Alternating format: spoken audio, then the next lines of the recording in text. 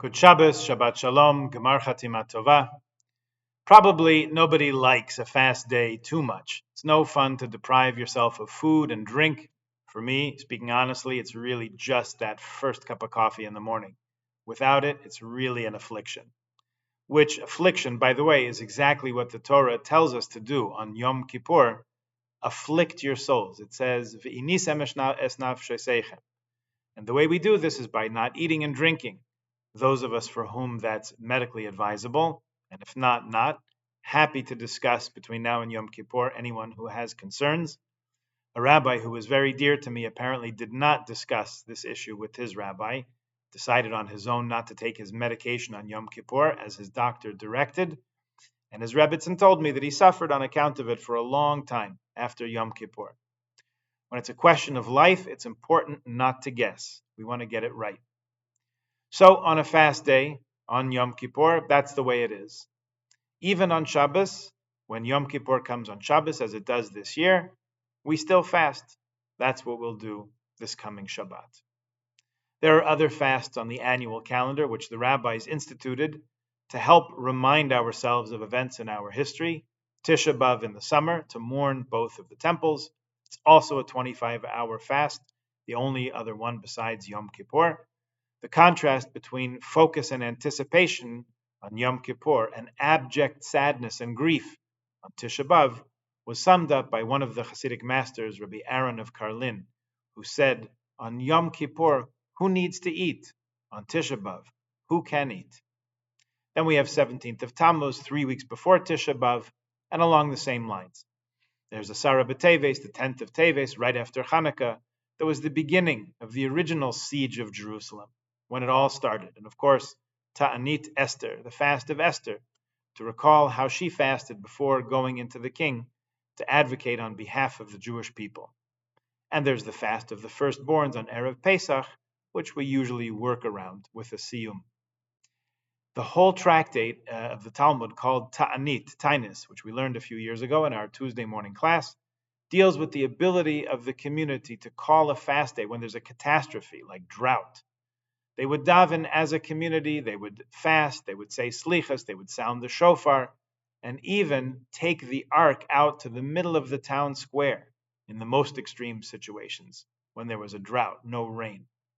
And in that tractate, we find the legendary story of the legendary rabbi, Choni HaMa'agel, Choni the circle maker. Choni was a tzaddik. He didn't have time for all these procedures. He drew a circle with his toe on the ground, and he stepped inside it. And he called out to heaven, and he said, Rabbeinu Shalom, Master of the universe, Nishbati ani b'shimcha gadol, I swear I am not moving from this place until you cause it to rain. The Mishnah says, Hischil geshamim menatfen, the rain started to trickle down. Choni wasn't satisfied with that. He said, Lo kach sha'alti, that's not what I asked for. So then it started a torrential rain. Again, he said, Lo kach sha'alti, I didn't ask for this kind either. Gishmei ratzon, bracha, unedava, rain of goodwill rather, blessing, benevolence. And the rains began to fall in just the right measure. It's a chutzpah, said his friend Shimon ben Shetach, but what can you do? It works. And then we have the fast of today. Yes, today Shabbat is also a fast day, or really yesterday, more appropriately, the day before yesterday, Rosh Hashanah. Tzom Gedalia is a stark reminder of what happened, more appropriately, what the Jewish people did about 2,500 years ago, which was, it's even hard to say, murder one of our own. Gedalia ben Achikam was a Jew who was appointed governor of Judea in the times of Nebuchadnezzar's conquest of Israel, around the year 580 BCE, or so. You can read about it in 2 Kings chapter 25 if you want more details. It's also referenced in Jeremiah chapter 41. Josephus has a play-by-play too in his book called Antiquities. The long and the short of it is that a murderous band of Jews came after him, and Gedalia was even tipped off about it.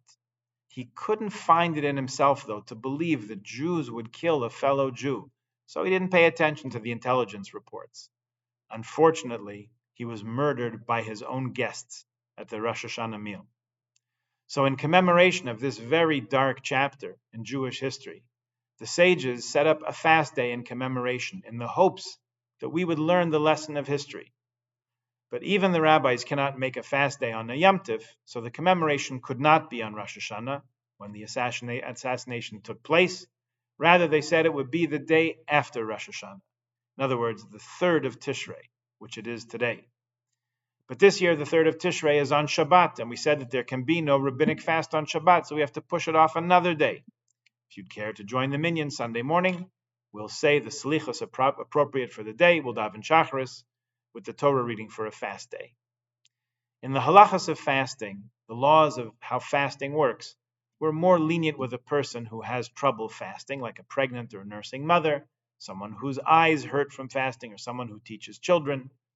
If they have a compelling reason, we can be more lenient with them, requiring them only to fast for part of a day, for example. Not Yom Kippur, that's required of everyone, but a rabbinic fast like Tzom Gedalia, we can reduce the misery of a person in some cases with leniency. And when the fast is a nidcha, which means it's not even on the day it's meant to commemorate, we have in the rabbinic literature even more space for leniency. For example, those days when Purim is Motzei Shabbos, we can't fast the fast of Esther on Shabbat right before Purim, so we advance the fast to the day before. Actually, 2 days before. We make it on Thursday because we don't want to come into Shabbos all starving and ravenous. Here too, we've pushed off the fast of Gedalia not once, but twice, more than once. It's commemorating a murder that took place on Rosh Hashanah, but we push it off till the next day, which is now the 2nd day of Rosh Hashanah. So we delay it again till the day after Rosh Hashanah, the 3rd of Tishrei. 3rd of Tishrei Shabbos this year, so it's the 4th of Tishrei, Sunday, the first day we're allowed to fast in this new year. Now, why not just toss the whole thing altogether? Why not take a pass and just move on? We'll mention Gedalia, we'll say L'chaim, say we've learned our lesson and move on. I'm sure some Jews think just that. To those of us who give these things a bit more weight, let's think about the implications of a fast. What does it really mean? When we fast, we take something away from our own physical well-being to be able to reflect on an event that's part of our people, part of our history. They say nowadays that intermittent fasting is not a bad thing, can even help you lose weight. Okay, that may be, but still, it's no fun, for sure. When a person fasts, usually it diminishes our physical strength. Sometimes you want to take a nap in the afternoon on a fast day. So when we feel that diminishing of strength, it helps us think about bigger issues. Who we are, what we are. When our stomach rumbles or we feel the need for the coffee. See, this is a big issue with me. We usually answer the call. We grab a sandwich or another snack. Worst of all, go grocery shopping. Don't go grocery shopping on a fast day. But when we are fasting, we don't just open a granola bar, a piece of fruit, or grab a Danish. We say, wait a second. This is not only about my drives and my desires and my hungers. There's part of me that can overcome that. And we do, although it's a challenge. This suggests to us that we have more control. We have more power over ourselves than we might have thought. That is an important insight to start the year with. First of all, the Musar teachers point out, consider the change in dangers to a person in our times in contrast to the past. It used to be that people would live until something attacked them or bit them or infected them or fell on them or otherwise assailed them, at which point this outside attack would take their lives. Nowadays, we have so many ways to treat those assaults on our well-being. But you notice that still no one lives forever. What happens now? We succumb to a buildup of internal toxins, obesity, cardiopulmonary blockages, smoking-related emphysema, and other ailments that attack us from the inside, not from the outside. They compare this, and you can decide for yourselves how accurate the analogy is, to the general well-being of the organic Jewish community. Once upon a time, we were only at risk, or only understood ourselves to be at risk, from outside attackers, the Cossacks, the Crusaders, whoever the villain du jour was. If we stayed out of sight, behind the ghetto walls, maybe we'd stay safe. Now what's our situation? We still have antagonists from without, marauders who spill our blood in ways that would make the Cossacks jealous. But it's really the internal strife in the Jewish community that saps our strength and weakens us. We've heard so much in the past year, now that it's 12 months since the onslaught against Israel and the following war. We've heard so much about the enemies from without. Let's just name and remain mindful of the challenges from within. People in America say that the distancing of the young generation from Israel is an epidemic. About 1 in 3 of the younger generation do not support Israel, or worse, openly challenge its existence and its legitimacy. Now, when the UN does it, or the Islamist parties do it, we expect it. They haven't seen the light. What are you going to do? But we're shocked when we hear of Jewish students leading marches for justice for Palestine or Jewish Voices for Peace, which trumpets its anti-Zionist, that's right, anti-Zionist credentials on its website. Okay, this is a regrettable state of affairs.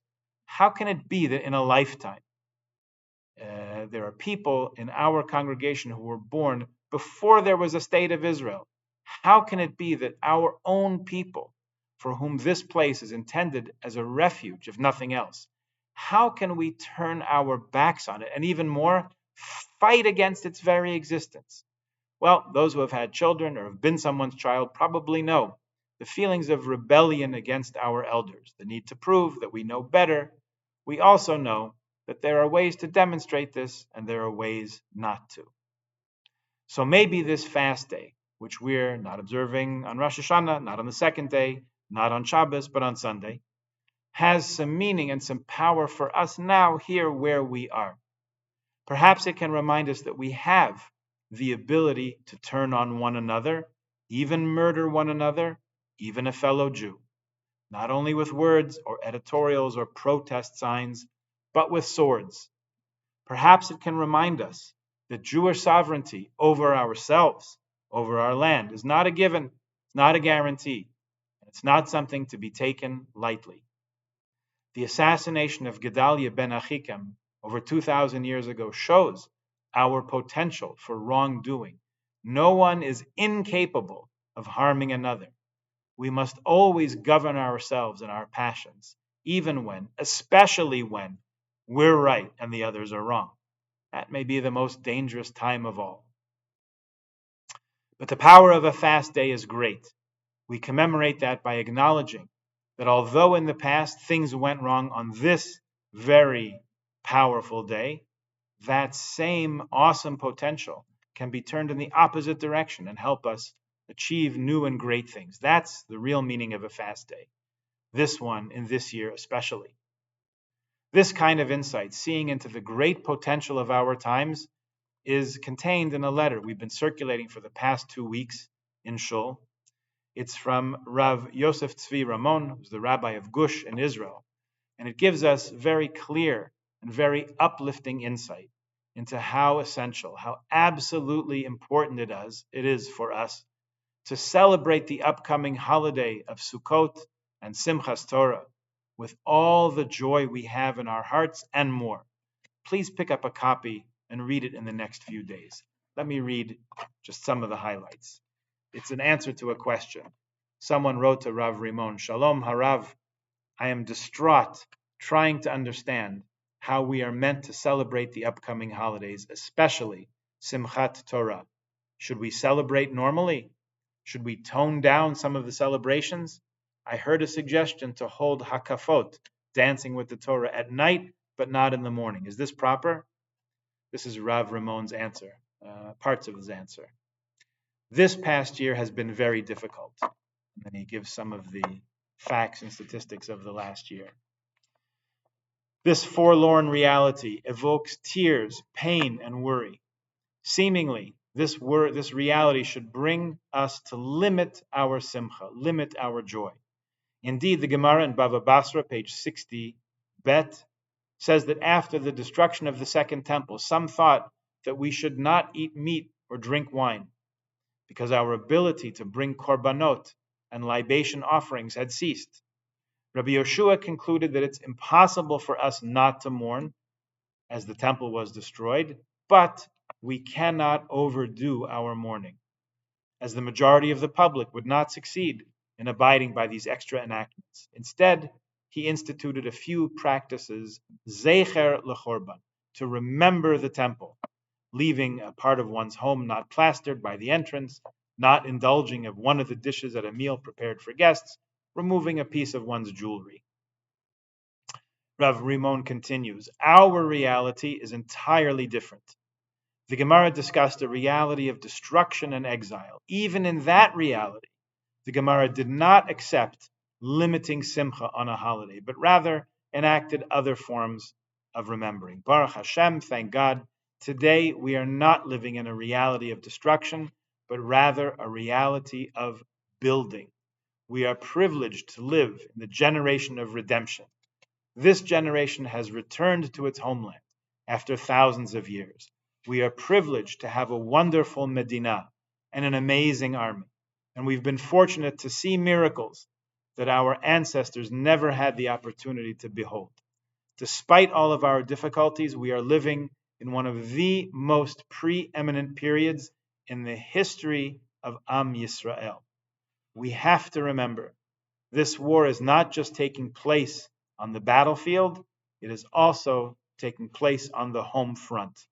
Our wicked enemies want to remove any simcha from us, disrupt our normalcy, and cause internal strife. Baruch Hashem, thank God, I am lucky to spend time with thousands of soldiers in the north, the south, and on the Gaza border. I see their tremendous strength. We have not seen this strength among soldiers and civilians in thousands of years. A certain soldier left Gaza and came to speak with me. He told me about his experiences, including handling of many injured soldiers. I asked him, isn't it hard for you to leave Gaza and see that everything around you seems normal? Restaurants, coffee shops, weddings? He turned to me and said, if I would see that everything was different, it would be a lot harder. However, when I see that things are normal, I know we're doing our job properly. Our enemy wants to prevent our simcha, our normalcy, and we will not let that happen. If we diminish our simcha of the chagim, we are allowing our enemies to win. Our enemies want to darken our lives, and our job is to bring light. Let me say that again. Our enemies want to darken our lives. Our job is to bring light. We have to remember the challenges and feel the pain at every moment. The pain of every hostage and their families, the wounded, the bereaved families, and those evacuated.